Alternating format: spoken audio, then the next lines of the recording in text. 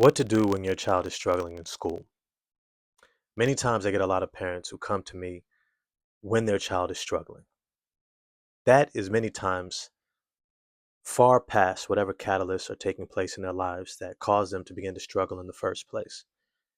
But that's not necessarily what you need to address in order to support your child.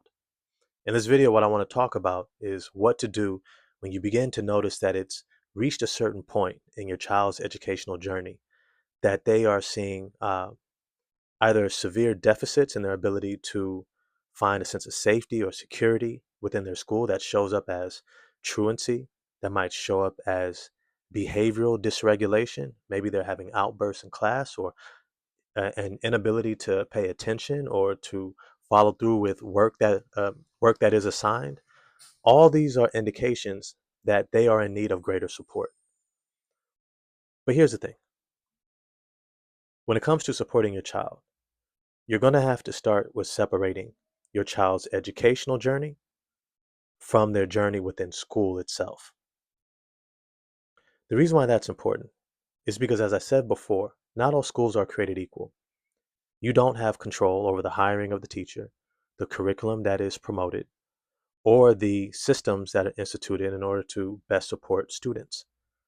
These areas may or may not be for your child's best interest, and you don't control that. What you do control is how you respond to your child in that process. And that's what we want to talk about today. One of the things that I oftentimes try to begin with is understanding that your child's intelligence is completely separate from their performance within a school. Their intelligence is always at the level of genius. And when I say genius, I mean the undefinable, the immeasurable capacity to create, to learn, to manifest their ideas, thoughts, hopes, dreams. It is absolutely boundless within its potential and capacity.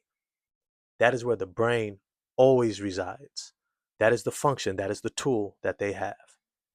Now, based upon their access to resources, their self confidence, self worth, their ability to find support and a sense of connection and belonging within whatever intelligence or talents or gifts that they display, many times is going to have the greatest impact on their ability to find success as they would define it. Here's the thing, and I'll be straightforward with you. Not every type of success is for everybody. I remember Dave Chappelle, when he got back from Africa, he was interviewed by Oprah, and he said, he realized that fame takes you someplace where integrity can't sustain you. How many times have you seen individuals gain a level of economic success, maybe even fame, only to find that it actually came with and they incurred a lot of struggles, whether in substance use, relationship struggles, or the ability to sustain themselves. Your child will know what success is for them. And it's important to trust them to be able to tell you that, because that's also the same trust they're going to need to find within themselves to navigate their world when you're not there. Now, I start there so that parents can begin to alleviate this need to ensure that their child has a certain type of experience that defines if you've been a good parent and if your child is successful. If your child is able to care for themselves and find a sense of joy and purpose within what they do every day, I call that success. Now, what it means to support your child when they're struggling in school.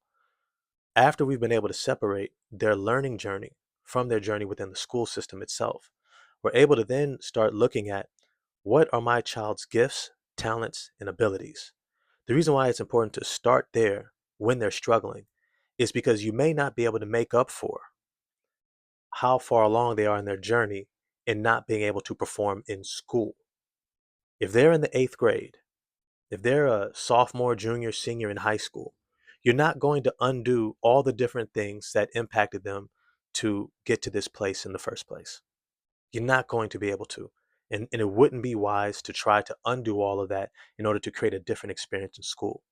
What you can do is begin to pivot and have very real conversations with your child in terms of what is fulfilling for them. What things in their lives do they find is working for them?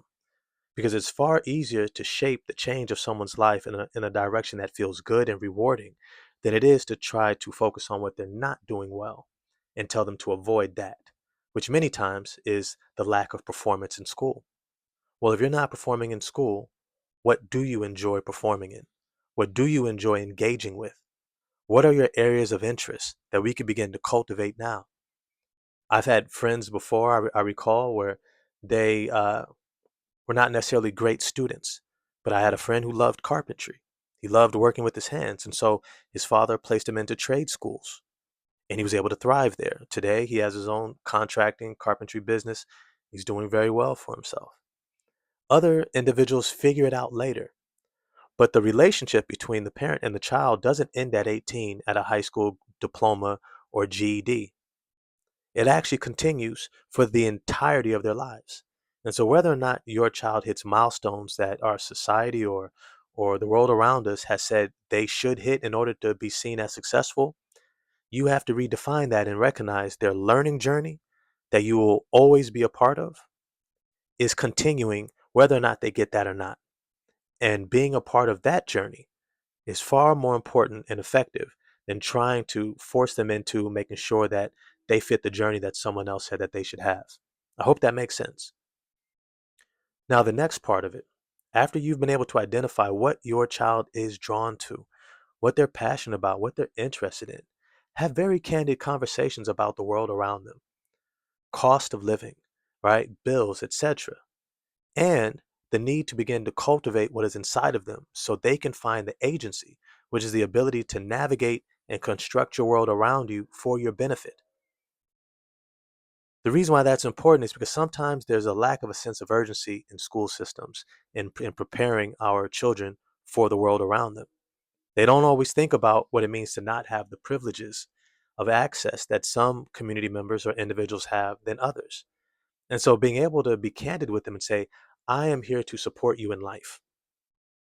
And if it's not working here, how can we ensure that you still find success as you will need it in this world, as you desire to find it? Maybe having conversations about what type of lifestyle they want. What are they drawn to?